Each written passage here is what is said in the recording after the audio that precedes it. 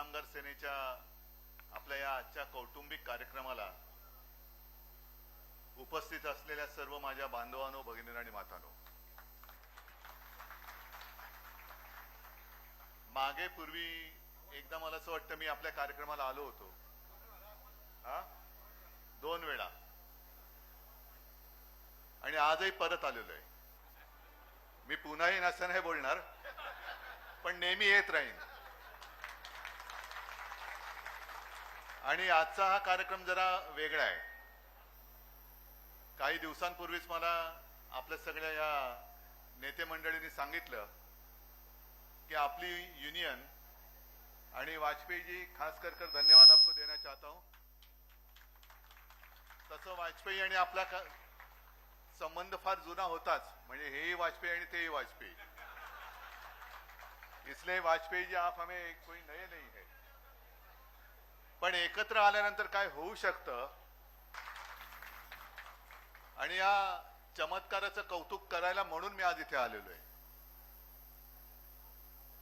बाबी, तुमचं कौतुक मी काय करू, कारण एक जुना कडवट कट्टर शिवसैनिक, कोणत्याही काय दिलं काय नाही दिलं कसली पर्वा त्यांनी कधी केलेली नाहीये. आणि तुम्ही सुद्धा सगळेच, कारण आत्ताचा जमाना असा आहे की पक्षात येण्याच्या आधी रिझर्वेशन पाहिजे, बरोबर ना. रिझर्वेशन असेल तर मी पक्षात येतो, आणि जरा कुठे काय खूट झालं तर रिझर्वेशन दिलेलं असलं तरी लोक डबे बदलतात, गाड्या बदलतात, पण त्यातले तुम्ही नाही. मला तुमचा सगळ्यांचा अभिमान आहे, कारण आता किती वर्ष झाली, साधारणतः 2000 सालापासून तर त्याच्याही आधीपासून.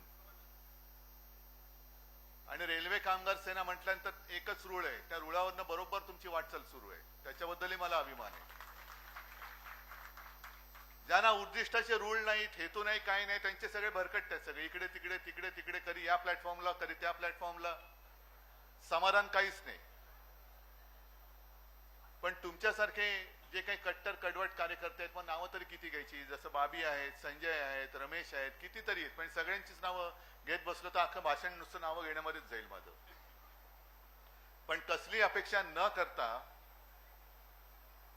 केवळ आणि केवळ भगव्याचे पाईक, काही हो पण माझा भगवा मी नाही सोडणार. आणि हे सगळे भगव्याचे पाईक तुम्ही सगळे आहात, तोपर्यंत मला कसली चिंता नाहीये. अनेक जण जे म्हणतात की यांनी विचार सोडले, त्यांनी विचार सोडले, विचार वगैरे काही सोडलेले नाहीयेत, सोडू शकत नाही. हातात जो भगवा घेतलाय ते एक सतीचं वाण आहे, एक वसा म्हणून तो घेतलेला आहे, आणि तो भगवा हातातनं कदापि सुटणं हे शक्यच नाहीये, अजिबात नाही. बाकी चाललेत, दिवसामागून दिवस चाललेत. आता काल परवाकडे अर्थसंकल्प जाहीर झाला. पूर्वी रेल्वेचा अर्थसंकल्प वेगळा होता, रेल्वे खात्याला एक महत्व होतं, पण हे सरकार आल्यानंतर एक एक संस्था हे मारून टाकण्याचं काम चालू आहे.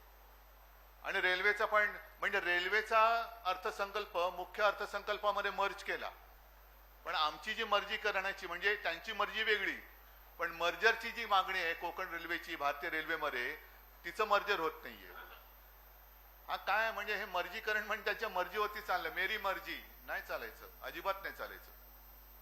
आणि मगाशी जोशीजी तुम्ही जे सांगत होतात की जे शिवसेना प्रमुखांनी आपल्याला एक धोरण आखून दिलेलं आहे की आपण सेवा देतो, मला नेहमी चिंता ही पडते की आता सुद्धा तुमच्यापैकी मोटरमन किती आहेत, इतर सुद्धा कामगार किती आहेत, सगळे आहेत ना. या कार्यक्रमाला येण्यासाठी कोणी दांड्या मारून आलं तर रेल्वे कोण चालवणार. तर असंच आहे, म्हणजे डॉक्टरांचं अधिवेशन घ्यायचं झालं तरी पंचायत, की डॉक्टर जर का सगळे इकडे आले तर पेशंटकडे कोण बघणार. मग हॉस्पिटल्स आहेत, इतर कारखाने आहेत. त्याच्यामुळे आपल्या इकडे बंद केलं तर केवळ आपल्या न्याय हक्कासाठी तर काय आंदोलन करावी लागतातच. म्हणजे असं काही नाही की शिवसेना प्रमुखांनी सांगितलं की इकडे बंद करायचं नाही, त्याच्यामुळे रडले काय, काही केलं तरी यांनी प्रमुखांनी सांगितलं की बंद नाही करायचं, काय करतील, नाही काय करतील, तो इंगा दाखवायचा, तो इंगा आपण दाखवणारच. आम्ही संयमी आहोत याचा अर्थ आम्ही काही भेदराट आहोत अशातला नाहीये. आमची ताकद ही आम्हाला कल्पना आहे, पण जर त्याची कल्पना तुम्हाला नसेल, जी आठवण मगाशी तुम्ही सांगितलं ममता बॅनर्जींची, कारण दिल्लीत बसलेले लोक हे दिल्ली पुरतं बघतात. आता सुद्धा तो जो काही त्यांनी निर्णय घेतला, उफराटा निर्णय, की आपली ट्रेन ही गोरखपूरला वळवायची. ना गोरखपूरला दुसऱ्या कुठल्या ट्रेन न्यायचं त्याच्याबद्दल आमची नाहीये, पण आमची हक्काची कोकण रेल्वे ती जर का वळवून तिकडे नेणार असाल तर आम्ही मग पेटून उठणार, नाही तर काय करायचं. या तर गोष्टी कराव्या लागतील. बरं, देशात असं कुठे केलंय का की अहमदाबादची ट्रेन वळून कुठे पाटणाला नेले, सुरतची ट्रेन इकडनं सुरतेला जातात त्या उलट त्या बंद केला पाहिजे तो मार्ग, कारण त्याचा वाईट अनुभव आम्हाला आलाय. मग हे गमतीत बोलतोय ना, तर उद्या हेडलं नेईल सुरतच्या गाड्या बंद करा, तसं नाहीये. पण इतर ठिकाणच्या गाड्या सगळ्या व्यवस्थित चालू आहेत. मग माझ्या भूमिपुत्राच्या हक्कासाठी म्हणून त्याच्या सोयी सुविधांसाठी केलेल्या ज्या काही जागा आहेत किंवा मार्ग आहेत, एक तर दुपदरीकरणाचं काम आता सुरू होतंय, कुठपर्यंत झालंय तिथपर्यंत तुम्हाला माहिती आहे. मुंबई गोवा जो काय रस्ता आहे तो नितीन गडकरी बोलले होते की असा रस्ता करीन की 200 वर्षाची होती खड्डाच पडणार नाही. आता लोक असं म्हणतात की 200 वर्षानंतर तरी खड्डा पडेल का, कारण 200 वर्ष होतील तोपर्यंत रस्ता झालं तरी खूप झालं. रस्ता व्हायला 200 वर्ष, त्याच्यानंतर पुढची 200 वर्ष बघणारे कोण? बोलायला काय जाते, मी तुम्हाला असं काही करून देईल की पुढची 1000 वर्ष काही होणार नाही. अरे 1000 वर्ष लेखा तू तरी जपतेस का? पण वाटेल ते सांगायचं. मग तसंच हा दुपदरीकरणाचा कार्यक्रम आहे. मग आणखीन काही गोष्टी आहेत. आता तुम्ही जी एक आठवण करून दिली की मी मुख्यमंत्री होतो तेव्हा प्रोटोकॉल वगैरे हा जो प्रकार होता त्याच्यामुळे काय रेल्वे काम हा एक वेगळा भाग झाला. पण छत्रपती शिवाजी महाराजांच्या नावाने जे टर्मिनस उभा आहे त्या टर्मिनसच्या मध्ये आपल्या छत्रपती महाराजांचा पुतळा लागणार कधी? कोण लावणार? कसा लावणार? त्याला तर काय प्रोटोकॉल नाहीये. आणि त्याची सुद्धा विनायकजी तुम्ही एकदा त्यांना सांगा की या तारखेपर्यंत तो पुतळा लावा, नाहीतर आम्ही तिकडे पुतळा लावू. आम्ही लावू पुतळा. कारण यांना छत्रपती शिवाजी महाराज म्हणजे ईव्हीएम मशीन वाटते. महाराजांचा जय जयकार केलं की लोक मतं देतात, पण मतं दिल्यानंतर पुढे तुम्ही जे काय करताय मध्ये, आता मला त्या पुन्हा त्या सगळ्या घोषणा त्या घटनेमध्ये जायचं नाही. तो महाराजांचा पुतळा कसा पडला, मग काय पडलं, कसं पडलं, म्हणजे अशी ही नतद्रष्ट माणसं ही केवळ आपले आदर्श आणि आपली दैवत ही मतांसाठी वापरतात. आणि रेल्वेचं सुद्धा जे आहे, या रेल्वेच्या अर्थसंकल्पात असं म्हणतात की महाराष्ट्राच्या वाटेला काहीतरी भरघोस आलेले आहे. आता आले ते तुमच्यापर्यंत पोहोचतोय की नाही हा प्रश्न फार महत्वाचा आहे. जनतेपर्यंत पोहोचतोय की नाही, रेल्वे स्टेशन सुधारणार आहेत की नाही, शौचालयाची व्यवस्था नीट होणार आहे की नाही, रेल्वेची साफसफाई होणार आहे की नाही. बरं, आणखीन तुमची जी एक मागणी आहे की स्पार्टच्या अंतर्गत जी काय अघोरी शिक्षा होते, ठीक आहे ना, करा, शिक्षा जरूर करा, कारण चूक ती चूक. मी चुकीचं समर्थन करणार नाही, पण त्याच्या आधी चूक होण्यापूर्वी तो कोणत्या एका मानसिक तणावाखाली जातोय त्याची चिंता ही कोण करणार आहे? मोटरमन असेल, आणखीन कोणी असेल, त्याला जे काही ताण तणाव आहेत त्या ताण तणावाच्याकडे लक्ष कोण देतात का? रेल्वे मंत्री कधी येत आहेत? रेल्वेचे सेक्रेटरी कोण येत आहेत तुमच्याकडे? जसं मी आज तुमच्याशी बोलतोय कधीतरी रेल्वेचा मंत्री आलाय, रेल्वेचा अधिकारी आलाय आणि बोला बाबा तुमच्या काय अडचणी आहेत, आम्ही सोडवतो. त्या सोडवल्यानंतर जर का त्यांनी काही गुन्हा केला, त्याची काही चूक झाली, तर मग त्या पुढच्या गोष्टी करा, तुम्ही जरूर करा. पण त्याला सतत तो तणावाखाली आहे, आणि तो तणावाखाली जर का आला आणि एखादी चूक घडली, शेवटी ही चूक सुद्धा समर्थनीय नाहीये. मी त्या चुकीचं समर्थन करत नाही, कारण तुमच्या हातामध्ये नुसती रेल्वे गाडी नाही तर त्यातल्या प्रवाशांचं आणि पुढे जे काही अपघात होतात, घात वेगळे अपघात वेगळे, पण अनेकांचे जीव हे तुमच्या हातामध्ये असतात. त्याच्यामुळे मी तर असं म्हणेन की माझा रेल्वे कामगार सेनेचा जो कर्मचारी आहे त्याच्याकडनं एकही चूक होणार नाही, कोणाच्याही जीविताला धोका पोचणार नाही याची हमी ही आम्ही घेतो.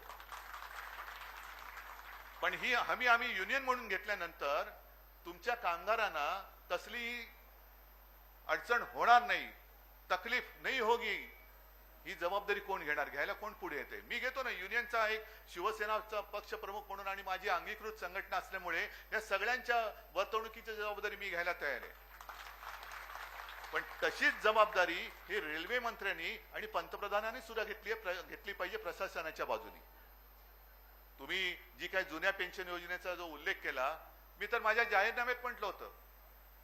आता तुम्ही केंद्राकडे जाता का राज्याकडे जाता हा दुसरा प्रश्न आहे. पण मी माझ्या शिवसेनेच्या वचननाम्यात म्हटलं होतं या कालच्या विधानसभेच्या निवडणुकीत की आपलं सरकार आल्यानंतर सरकारी कर्मचाऱ्यांना जुनी पेन्शन योजना मी लागू करून दिल्याशिवाय राहणार नाही. केल्या, जाहीर केले, अनेक घोषणा केल्या, अनेक गोष्टी जाहीर केल्या होत्या आणि करून दाखवलेल्या होत्या. म्हणजे शिवसेनेची जी काय ओळख आहे, शिवसेना नुसतं 200 वर्षात खड्डा पडणार नाही असं नाही, करून दाखवते आणि मग बोलते. अनेक गोष्टी अशा आहेत की ज्या आम्ही पूर्वी केलेल्या आहेत. कोरोनाच्या काळामध्ये सुद्धा काम आपण करून दाखवलेलं आहे आणि करून दाखवणारे ही आपली ओळख आहे, ही आपली ओळख आहे. आणि मी अनेक गोष्टी तुम्हाला सांगितल्या होत्या, मी ह्या गोष्टी करीन, त्या गोष्टी करीन, पण कुठे काय माशी नाही, नुसतं वेगळंच काहीतरी शिंकलेलं आहे तिकडे. हे सरकार किंवा हा निवडणुकीचा निकाल असं लागूच शकत नाही, हे आज सुद्धा अनेक जण सांगतात. बरं, आज आणखीन एक मला जी काय माहिती मिळाली ती आता तुमच्या समोर सांगणार आहे, आणखीन थोडीशी मिळाल्यानंतर मी ती सांगणार आहे. त्याच्यामुळे ती माहिती सध्या मी बाजूला ठेवतो. पण मगाशी जो एक मी पुसटचा उल्लेख केला की आहेत त्या संस्था मारून टाकायच्या, म्हणजे आता एसटीची हालत वाट लागलेली आहे. काल परवाकडे महापालिकेचा अर्थसंकल्प जारी झाला. जसं रेल्वे ही एक महत्वाची, जशा आपल्या शरीरात रक्तवाहिन्या असतात की प्रवासी वाहतूक इकडे तिकडे तिकडे कुठे कुठे कुठे रेल्वे जाते देशामध्ये, तशीच एसटी ही माझी गावागावात खेड्यापाड्यात जाते. तशीच बीएसटी ही माझी जवळपास अनेक गल्ली बोळत जाते. पण आज राज्यामध्ये एसटीची दुरावस्था तुम्हाला माहिती आहे, कारण तुम्ही रेल्वेच्या नंतर घरी यायला जायला एसटी आणि बस सुद्धा तुम्ही वापरता. एसटी आज तोट्यामध्ये चाललेली आहे, बीएसटीचा कोणी वाली राहिलेला नाहीये. रेल्वे सुद्धा किती काळ तुमच्याकडे सरकारी राहील तर तुम्ही तुमचं सुद्धा कधीतरी काय खाजवायला लागतील आणि खाजगीकरण करतील काय सांगता येत नाहीये. आहेत त्या संस्था मोडायच्या. आपली मुंबई महापालिका जी कदाचित जगातली एक सर्वात श्रीमंत महापालिका होती, ती सुद्धा आता यांनी भिकेला लावलेली आहे. म्हणजे वाईट एवढ्या गोष्टीचं वाटतं की कष्ट करून करून करून तुम्ही सगळ्यांनी कष्ट करून मुंबई महापालिका ती कोणे एकेकाळी तोट्यात होती, ती आपण नफ्यात म्हणजे मुदत ठेवी तिच्या वाढत नेल्या. 92,000 कोटीपर्यंतच्या मुदत ठेवी होत्या, आता त्या 80,000 कोटीपर्यंत आल्या. 80,000 कोटीपर्यंतच्या मुदत ठेवी त्या आहेत फिक्स डिपॉझिटमध्ये आणि 2-2.5 लाखापर्यंतची 2.5 लाख कोटीपर्यंतची म्हणजे देणी यांनी करून ठेवलेली आहेत. 2.5 लाख कोटीच्या खड्ड्यात आज ह्या सरकारने, जे पहिलं गद्दार सरकार होतं, असंविधानिक होतं आणि आता ईव्हीएम सरकार आहे, या लोकांनी आपली मुंबई सुद्धा खड्ड्यात घातली. म्हणजे मुंबईच्या रस्त्यावरचे खड्डे हे बुजवणं हे किती वर्षात आता शक्य होईल माहिती नाही. आता एवढं देणं यांनी मुंबई महापालिकेच्या डोक्यावर करून ठेवलंय की जवळपास पुढची 23 वर्ष ही कामं याची देणी आपण देत राहू. हा कुठल्या दिशेने कारभार चाललेला आहे. आणि म्हणून मला असं वाटतं की या ज्या काही संस्था तोडल्या जातात, महापालिका खतम, एसटी खतम, बीएसटी खतम, त्याच्यासाठी मी वाजपेयीजी तुम्हाला खास धन्यवाद एवढ्यासाठी दिले की तुम्ही आणि आपण एकत्र आल्यानंतर निदान रेल्वे मधले ह्या कर्मचारी संघटनेची ताकद, ही ताकद मजबूतीने आपण सरकारला दाखवू शकतो. आज सुद्धा अनेक जणांनी आपल्या या रेल्वे कामगार सेनेत प्रवेश केले. या, आणखीन येत असतील, सगळ्यांनी या, सगळ्यांनी एकत्र या. कारण एका ठिकाणी निवडणुकीमध्ये मतं मिळवण्यासाठी बटेंगे तो कटेंगे ही घोषणा भाजपने दिली होती, पण इकडे मात्र युनियन मध्ये कशी फूट पाडायची, तोडफोड कशी करायची, म्हणजे तोडा फोडा आणि राज्य करा ही नीती हे आजचे राज्यकर्ते अवलंबत आहेत. आणि त्याला उत्तर देण्यासाठी आजचा जो सोहळा आहे, म्हणून मी मुद्दामून आलो की आपण एकत्र आल्यानंतर आपण तिकडे रेकग्नाइज झालो, ही आपली ताकद आणि ही आपलं तुमच्या सगळ्यांचं कर्तृत्व, याचा मला अभिमान आहे, याचा खरंच मला अभिमान. म्हणून बाबी तुम्ही काय, संजय तुम्ही काय, सगळे जुने कट्टर शिवसैनिक, तुम्हाला असं काय मी मोकळं नाही सोडणार. तुमच्या सुद्धा कामाची आणि निष्ठेची दखल मी घेतलेली आहे, जरूर घेतलेली आहे, नक्की घेतले.